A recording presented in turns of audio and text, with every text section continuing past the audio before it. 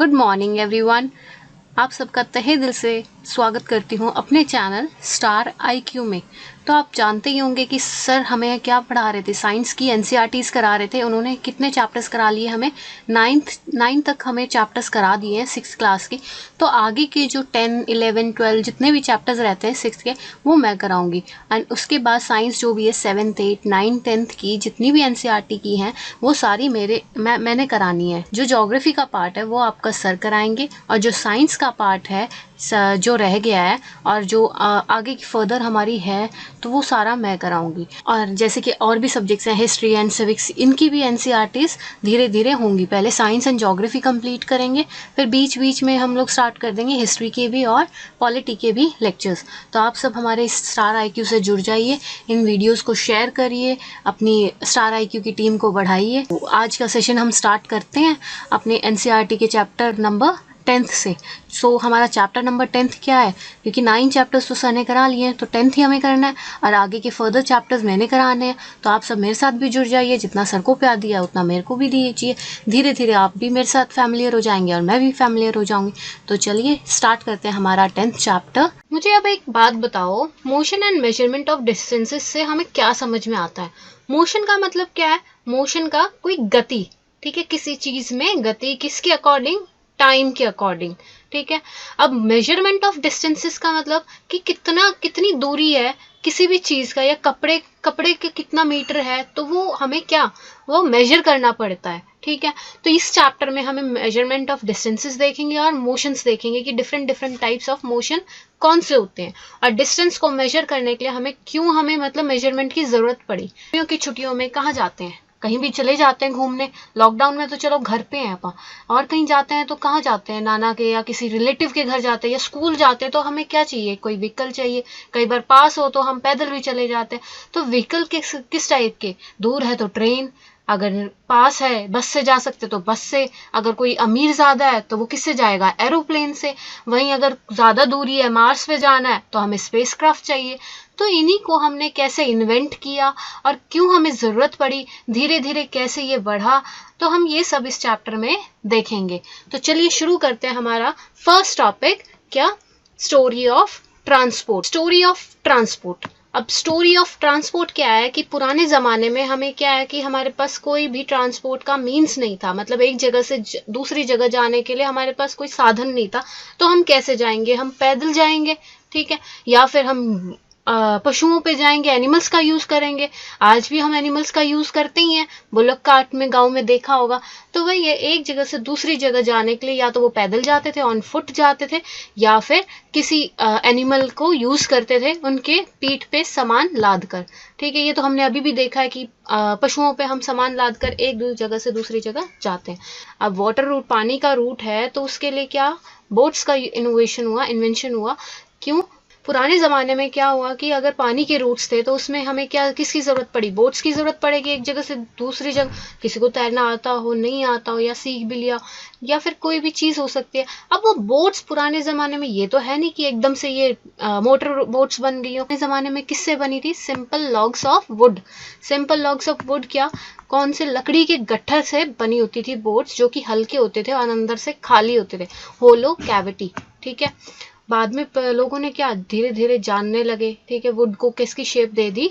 Boats की, ठीक है। लकड़ी को किसकी शेप दी? बोट्स की शेप दी। और इन शेप्स किसके अकॉर्डिंग थी? ये शेप्स अकॉर्डिंग थी हमारे जो लिविंग ऑर्गेनिजम्स हैं पानी के अंदर। फिश की शेप देखी है? फिश की शेप कैसी है? नुकीली होती है ना, और बोट की भी ऐसी ही होती है। तो ये हमारा क्या है? स्ट्रीमलाइन शेप है। इस शेप को हम क्या कहते हैं? Streamline shape. और ये शेप, अगर फिश की कोई शेप पूछे तो वो स्ट्रीमलाइन शेप है, एरोप्लेन की पूछे तो भी स्ट्रीमलाइन शेप है, बोट की पूछे तो भी स्ट्रीमलाइन शेप है। अब एरोप्लेन का क्या है, हमने किस पे इनोवेट किया है? पंछी पे। तो फिर जो हमारी बर्ड्स हैं उनकी भी क्या है, आगे से चोंच वगैरह नुकीली है, तो ऐसे ही वो भी स्ट्रीमलाइन शेप है।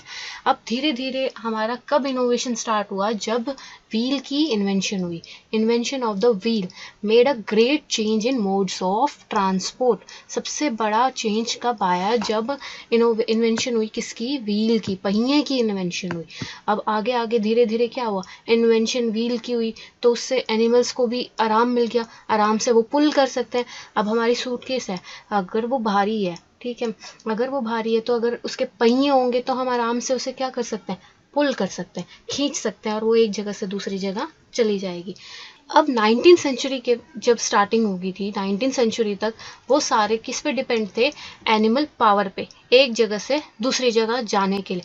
पर बाद में 19th सेंचुरी की जब बिगनिंग हो गई थी उसमें क्या हुआ? इन्वेंशन ऑफ व्हील हुआ, उसके बाद इन्वेंशन ऑफ स्टीम इंजन हुआ, और स्टीम इंजन से क्या हुआ? रेल रोड्स बन गए। अब इंजन तो कहीं तो चलेगा ना, ट्रेन का इंजन, तो वो कहाँ चलेगा? रेल रोड्स पर।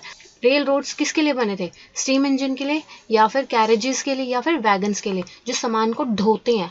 ठीक है, कई बार देखे ना मालगाड़ी, वो यूं तो नहीं है कि रोड पे चल रही है, तो वो कहाँ चलते हैं? उनके लिए स्पेशल ट्रैक्स होते हैं जिन्हें हम क्या बोलते हैं? Railway tracks. बाद में क्या हुआ? बाद में हमारे ऑटोमोबाइल्स आ गए, फिर धीरे धीरे मोटराइज बोट्स आ गए, शिप्स आ गए। 1900वां साल स्टार्ट हुआ तब हमारे कौन से? एरोप्लेन्स बनने लगे, और धीरे धीरे उसकी क्वालिटी क्या हुई? एरोप्लेन्स की अच्छे से इम्प्रूव होती गई। अब इम्प्रूव कैसे हुई? कि वो धीरे धीरे पैसेंजर्स के लिए भी काम आने लगे, और एक जगह से दूसरी जगह, दूर देशों में भी अगर ले जाना है या जल्दी कोई सामान पहुंचाना है तो हम एरोप्लेन्स का यूज़ करते हैं। और फिर 20th सेंचुरी तक हमारी इलेक्ट्रिक ट्रेन्स आ गई, मोनो रेल्स आ गई, सुपरसोनिक एरोप्लेन्स आ गए, और स्पेस क्राफ्ट आ गए। अब कहीं दूर जाना है किसी भी, हम इन ट्रांसपोर्ट्स का कब यूज़ करते हैं? अपने अकॉर्डिंग करते हैं कि हमें किसके ईजिली जाते हैं। अब स्कूल जाते हैं हम, तो हम ईजिली कैसे जाएंगे? या तो हम हमारे लिए बस आएगी, या फिर रिक्शा आएगी, या फिर पास है तो पैदल भी जा सकते हैं, या साइकिल से भी जा सकते हैं। अब कई स्कूटी से भी जाते हैं। तो वही चीज़ें हमारे अकॉर्डिंग हम उसको देखते हैं कि हमें कौन से उस पर जाना है। अब मार्स पे हम ट्रेन से तो जा नहीं सकते, तो उसके लिए क्या है? स्पेस क्राफ्ट की ज़रूरत पड़ती है। तो अब आगे देखो कि इसमें क्या है। अगला topic, how far have you travelled and how wide is this desk. अब ये जो डेस्क दिख रहा है हमें, इसकी चौड़ाई और कितनी दूरी हमने तय कर ली। अब ये क्वेश्चन है। अब ये डेस्क का क्या माजरा है कि इसमें दो बच्चे हैं, वो लड़ रहे हैं कि ये मेरी जगह है, ये मेरी जगह है, तूने ज़्यादा ले ली, मैंने कम ले ली। तो इसी चीज़ को टीचर ने इसको सॉल्व करने के लिए कहा कि तुम नाप लो, इक्वल इक्वल डिस्टेंसेस ले लो। तो उनके पास गिल्ली डंडा थे, तो उससे उन्होंने नाप लिया और इक्वल एक लाइन खींच दी। थोड़े दिनों में वो लाइन मिट गई। अब लाइन मिटने के बाद क्या हुआ? तो लाइन मिटने के बाद उसने नया जब तक गिल्ली डंडा ले लिया, पर ये जो गिल्ली डंडा था ये इक्वल स्पेसेस नहीं किया, इतना स्पेस इसका रह गया। तो इसके लिए फिर उनको कंफ्यूजन हुआ कि इसकी ज़्यादा है, इसका कम है। तो इसके लिए उन्होंने फिर एक थ्रेड लिया, धागा। धागा लेने से क्या हुआ कि धागा लेने के बाद इसने नाप लिया, उसको फिर हाफ किया, मतलब मोड़ दिया, और मोड़ने के बाद इसको मेजर कर लिया। ठीक है, आई बात इतनी समझ में कि धागे से इसने क्या किया? मेजरमेंट की इसकी। अब आगे देखते हैं, आगे क्या है कि जो ये स्ट्रिंग लेंथ से, देखो मैंने बता दिया कि वो स्ट्रिंग से उसने मेजर किया उसको और हाफ हाफ हो गया। अब टेलर को क्या चाहिए? टेलर को कपड़ा चाहिए। ठीक है, अब कपड़ा तो चाहिए, पर किसके लिए? कुर्ता सिलने के लिए या सूट सिलने के लिए। जैसे अब कितना एक कुर्ते में यूज होता है कपड़ा, वो कैसे पता चलेगा टेलर को? उसको उसके लिए भी तो उसे क्या चाहिए ना? मेजरमेंट चाहिए।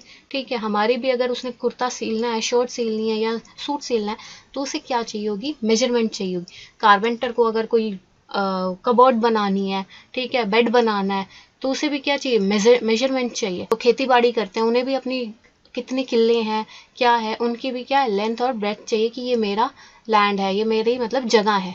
ठीक है, हम जहाँ रहते हैं उसकी भी क्या है? मेजरमेंट है कि 100 गज है, 20 गज है, 400 गज है। तो ये क्या है? हमारी मेजरमेंट्स हैं। How long is this broom, how wide is this desk. अब ब्रूम का मतलब क्या होता है? झाड़ू। अब झाड़ू कितनी लंबी है, वो भी क्या है? मेजरमेंट है।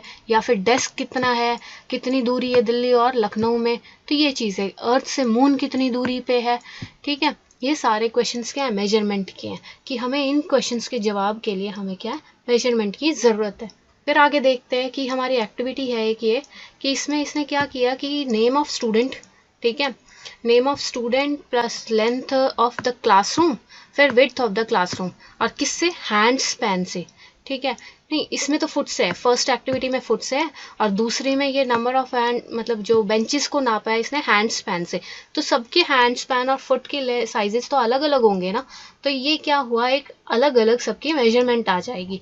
और ये अलग अलग होने के चक्कर में ही हमें क्या एक फिक्स क्वांटिटी लेनी पड़ी थी मेजरमेंट की, कि ये हम मतलब हमें स्केल बनाने पड़े। ठीक है, मीटर सेंटीमीटर वो आगे देखते हैं। अब यूनिट का मतलब क्या है, यूनिट एक डेफिनेशन आती है क्या, measurement means the comparison of an unknown quantity, किसी अननोन क्वांटिटी का। अब हमें इस बेंच का जहां बैठे उस बेड का साइज नहीं पता है, अननोन क्वांटिटी है, किसके साथ कंपेयर करेंगे, किसी नोन क्वांटिटी से। अब हमें ये तो पता है जैसे एक जग में दूध आता है 1 लीटर, ठीक है, 1 लीटर दूध आया, उसको अब हमें पता है कि इसमें 1 लीटर आना है, तो अगर दूध वाले ने कम भी डाला तो हम उसे कह सकते हैं कि भाई ये 1 लीटर का पतीला है, इसमें तुमने कम दूध दिया है, ठीक है, मतलब कम दूध डाला है। तो ये क्या हुआ, अननोन क्वांटिटी का किससे कंपैरिजन, नोन क्वांटिटी से, वो क्या कहलाएगी, यूनिट कहलाएगी। ठीक है, ये सिंपल सी डेफिनेशन है। अननोन क्वांटिटी मतलब कोई अननोन चीज को हम किससे, फिक्स क्वांटिटी या नोन क्वांटिटी से कंपेयर करके वो कंपेयर करते हैं, तो हम वो मेजरमेंट क्या कहलाएगी, यूनिट कहलाएगी। अब यूनिट को हम किससे, जो मेजरमेंट है उसको हम दो चीज में डिफाइन करते हैं, दो पार्ट्स में डिफाइन करते हैं। एक पार्ट तो होता है हमारा नंबर, दूसरा क्या होता है, यूनिट होती है किसकी, मेजरमेंट की। जैसे 12 लेंथ, अब रूम की लेंथ कैसे उसने फुट से नापी तो वो 12 फुट के करीब आई। ठीक है, तो 12 क्या हुई हमारी, नंबर हुआ, और जो फुट है फुट लेंथ वो हमारी क्या हुई, मेजरमेंट।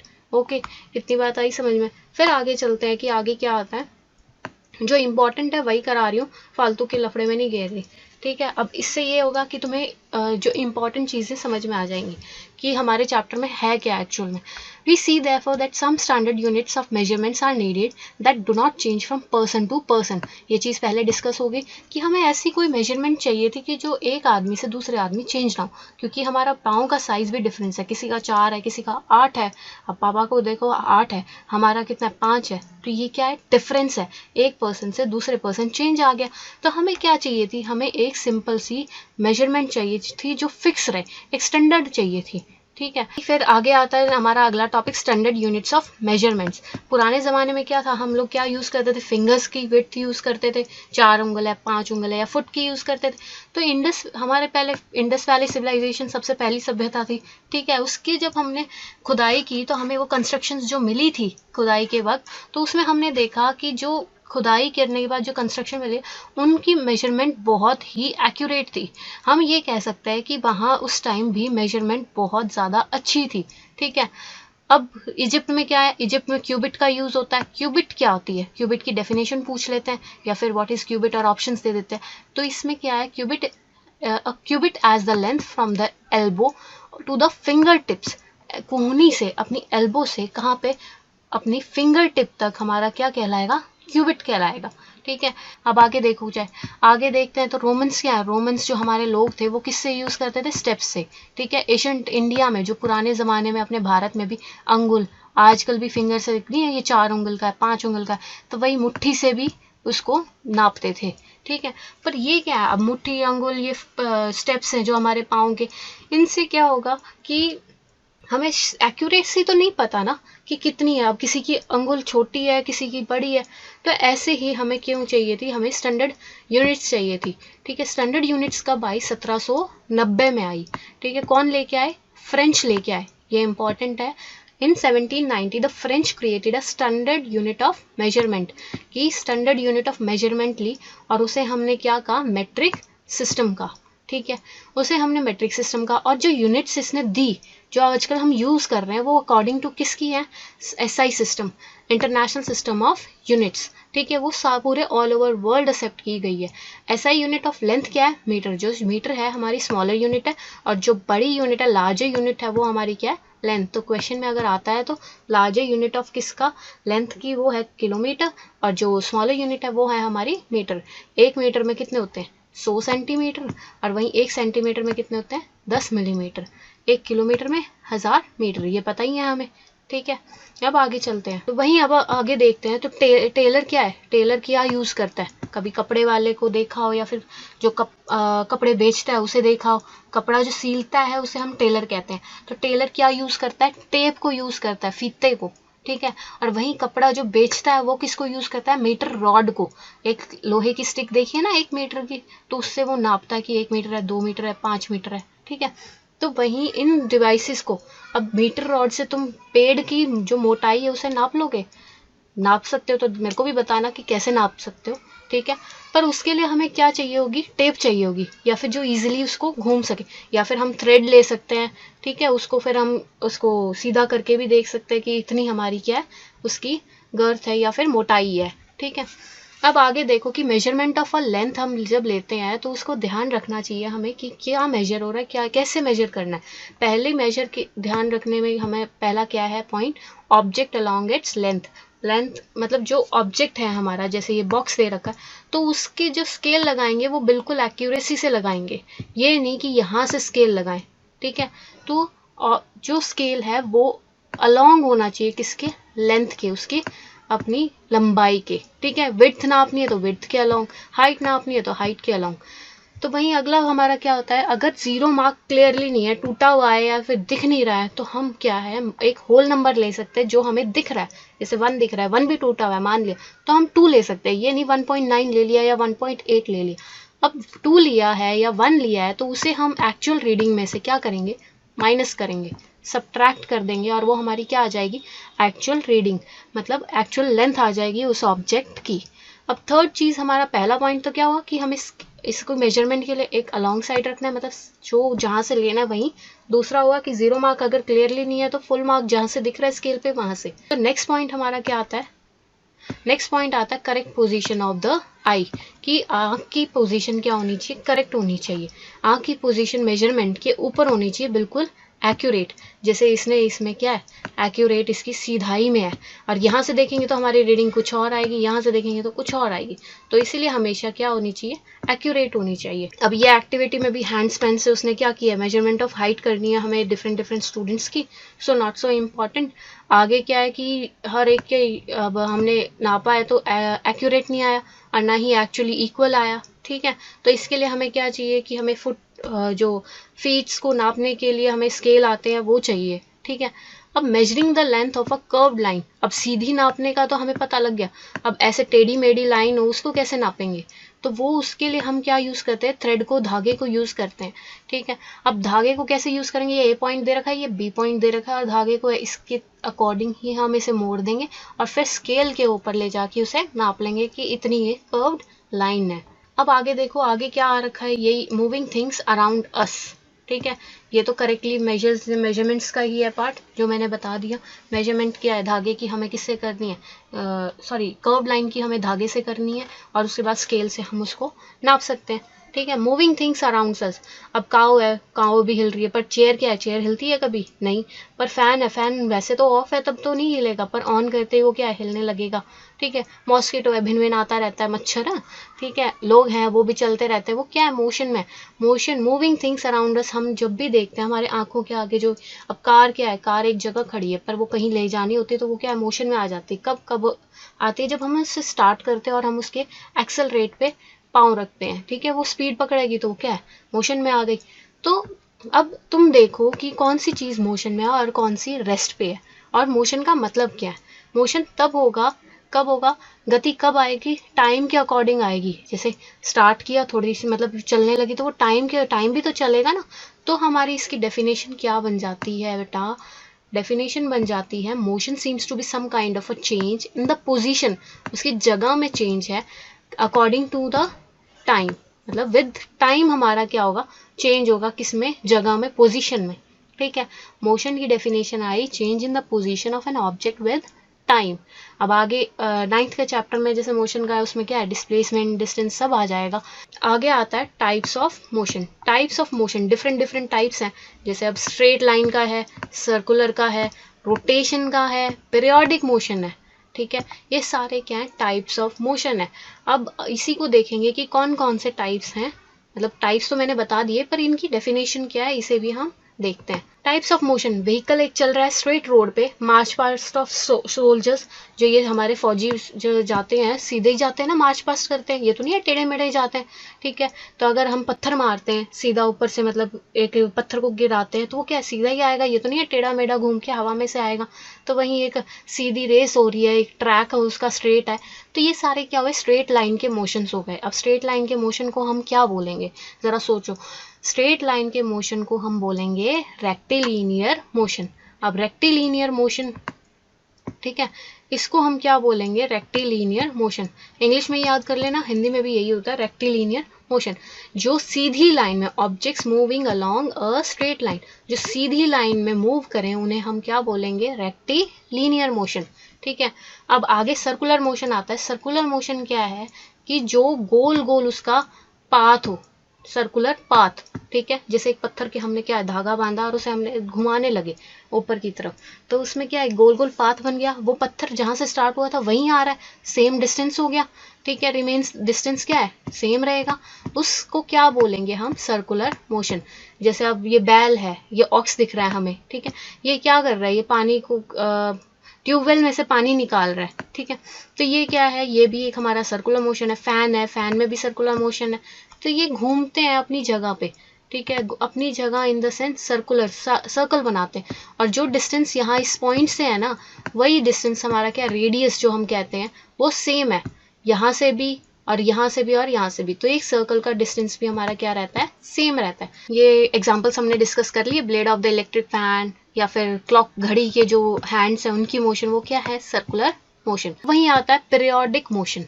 पीरियोडिक मोशन क्या है कि एक ऑब्जेक्ट जो रिपीट करता है कुछ टाइम के बाद, मतलब एक मोशन में है उसके बाद भी वो मोशन में रहता है, जैसे पेंडुलम है, या फिर एक हमने पत्थर लिया था ना जो धागे से हम गोल गोल घुमा रहे थे, अब उसे गोल गोल नहीं घुमाना, उसे स्ट्रेट छोड़ देना है और उसे ऐसे एक साइड से ले जाके और एक साइड छोड़ देना है। तो वो क्या होगा, धीरे धीरे ऐसे ऐसे चलेगा।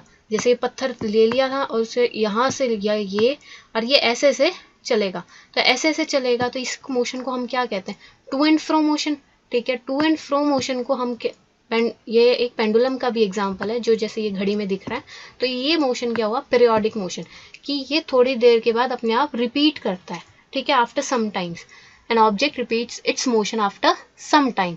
वहीं जैसे पेड़ है, पेड़ की हमने एक डाली खींची और वहीं पे क्या हुई, शेक हुई, तो क्या हुआ, ट्री भी में भी टू एंड फ्रो मोशन है। स्विंग, झूला झूलते हैं, तो झूला झूलने में सर्कुलर तो नहीं बना रहा ना, सर्कुलर नहीं बना रहा है, सिर्फ उसकी आर्क जो हम कहते हैं, सिर्फ इतना ही पोर्शन सर्कल का वो लेता है कि बार बार रिपीट होता है। जैसे स्ट्रिंग्स है, स्ट्रिंग्स खींचते हैं हम इसकी गिटार की, तो ये भी क्या है, पीरियोडिक मोशन। अब घंटी है, घंटी भी क्या है, थोड़ी देर बजाने के बाद भी बजती रहती है ना, पीरियोडिक मोशन, ठीक है। तबला है, तबले में भी धीरे आवाज आती है सन जब मारते हैं, तो वो क्या है, पीरियोडिक मोशन। तो इतने सारे एग्जांपल्स हो गए किसके, पीरियोडिक मोशन के। अब आगे देखो, आगे हमारा लास्ट हमारा मोशन कौन सा रह गया, हमारा रोटेशनल मोशन। अब रोटेशनल मोशन क्या है, अब एक बॉल को हमने क्या किया, बॉल तो पता ही है, गेंद को हमने इसको स्ट्रेट ली, हमने इसको रोटेट कर दिया। अब ये गोल गोल भी घूम रही है और सीधी भी जा रही है, ठीक है। सीधे वाले मोशन को हम क्या बोलेंगे, रेक्टिलिनियर मोशन। और वहीं जो ये मोशन इसमें बॉल में है उसे हम बोलेंगे रोटेशनल मोशन। क्यों, क्योंकि ये अपने एक्सिस पे रोटेट कर रही है, ये जो एक्सिस है ना इस पे घूम रही है, ठीक है, तो इसलिए रोटेशनल मोशन। जो भी अपने एक्सिस पे घूमेगी उसके अंदर क्या होगा, रोटेशनल मोशन। अब कोई पूछे कि इसमें दोनों मोशंस हैं, रेक्टिलिनियर भी और रोटेशनल भी, अब कोई पूछे रोटेशनल और सर्कुलर इसमें क्या डिफरेंस है, कभी समझा है कि इसमें रोटेशनल भी तो गोल गोल घूमना है, सर्कुलर भी गोल गोल घूमना है, पर ये एक्सिस के अकॉर्डिंग है बेटा, एक्सिस के ऊपर घूमेगा। और सर्कुलर में क्या है, सर्कुलर में गोल गोल घूम रहा था, वो सर्कल बना रहा था, ठीक है, इसमें कोई एक्सिस की जरूरत नहीं है, इसके डिस्टेंस इसमें भी सेम है, जहां घूमेगा वहीं, जैसे अर्थ अपने एक्सिस पे घूमती है, पर वो एक्सिस क्या है, एक्सिस उस ऑब्जेक्ट के अंदर से जा रहा है। अब इसका एक्सिस, ये ऑब्जेक्ट तो हमारा पत्थर यहाँ था, एक्सिस तो हमारी ये होगी ना, तो ये कहाँ जा रही है, इस ऑब्जेक्ट के पत्थर के अंदर से कहाँ जा रही है, तो ये हमारा क्या हुआ, सर्कुलर मोशन। और वहीं रोटेशनल में क्या है, एक्सिस होगा, ठीक है। तो ये डिफरेंस है। अब मुझे कुछ एग्जाम्पल्स बताना जिसमें एक या दो से ज्यादा मोशंस हों, ठीक है, मैंने कई सारे एग्जांपल्स दे ही दिए, जैसे पीरियोडिक में पेंडुलम था, ट्री था, ठीक है, उस रेक्टिलिनियर में कौन सा था, रेक्टिलिनियर मोशन कौन सा, स्ट्रेट वाला मोशन। अब इसको रिपीट करते हैं सारे चैप्टर को हमारे कीवर्ड से। सर्कुलर मोशन, गोल गोल मोशन, ठीक है, जो एक्सिस पे ना जाए, एक्सिस पे जाएगा वो हमारा कौन सा होगा, रोटेशनल मोशन। डिस्टेंस, दूरी, मेजरमेंट्स, मापना, ठीक है, मेजरमेंट्स के दो पार्ट्स थे, एक क्या था, नंबर, और दूसरा क्या था हमारा जो क्वांटिटी या यूनिट है हमारी। यूनिट क्या थी, यूनिट एक अननोन क्वांटिटी से फिक्स क्वांटिटी का मेजरमेंट, ठीक है, उसके साथ हम तुलना करेंगे तब हमारी क्या निकलती है, यूनिट। मोशन, गति, periodic motion, to and fro motion, rectilinear, straight line. ऐसा यूनिट्स हमें पता ही, system of international units. Units of measurement, metre, kilometres, metre हमारी स्मॉलर यूनिट थी लेंथ की, किलोमीटर हमारी बड़ी यूनिट थी, ठीक है, 1 किलोमीटर में हमारे 1000 मीटर होते हैं। ऐसे ही हम अब समरी करते हैं। Different modes of transport are used to go from one place to another. Different modes of transport हमने देख ही लिया था, पहले हमारे क्या, हम पैदल जाते थे, ठीक है, और उसके बाद क्या बने हमारे, व्हील की इन्वेंशन हुई। व्हील की इन्वेंशन से 19th सेंचुरी से पहले तो व्हील का ही काम था, ठीक है, 19th सेंचुरी के बाद हमारी रेल्स बन गई थी, रेल्स बनने के बाद हमारे मोटर व्हीकल्स ये सारे आगे थे। फिर 1900 सेंचुरी जो हमारी 1900 का सन था, उससे हमारी क्या स्टार्टिंग हो गई थी, एरोप्लेन्स की स्टार्टिंग हो गई थी। धीरे धीरे हमारी सारी क्या है चीज़ें इन्वेंट होती गई, स्पेस क्राफ्ट वगैरह सब, ठीक है। एशियन टाइम में हम कैसे उसको नापते थे, फुट से, फिंगर्स से, ठीक है, या फिर हैंड स्पैन से। क्यूबिट क्या था, एक अपनी एल्बो से, कुंगनी से बीच की फिंगर्स तक को हम क्या कहते हैं, क्यूबिट, ठीक है। और 1790 में हमने क्या इसको एसआई सिस्टम किसने दिया था, फ्रेंच ने दिया था। मीटर क्या हमारी लेंथ की एसआई यूनिट है, ठीक है। तो ये हमारा सारा इस चैप्टर में था। होप आपको समझ में आ गया होगा। स्ट्रेट लाइन रेक्टिलिनियर मोशन है, मोशन जो रिपीट करता है थोड़े टाइम के बाद भी, वो पीरियोडिक मोशन है। सर्कुलर मोशन जो फिक्स डिस्टेंस हमारा एक पॉइंट से सेम रहता है पर सर्कल होता है, गोल, ठीक है। ये एक्सरसाइज एक बार करके देख लेना, इस सारा इसमें मैंने बता ही दिया है। And thank you class for watching. Subscribe our channel star IQ। I hope आपको ये NCERT का 10th चैप्टर समझ में आ गया होगा। तो चलिए हम अगले चैप्टर 11th के साथ मिलेंगे। Till then bye bye, take care, और हंसते रहिए, मुस्कुराते रहिए, जैसे सर बोलते हैं। Thank you class.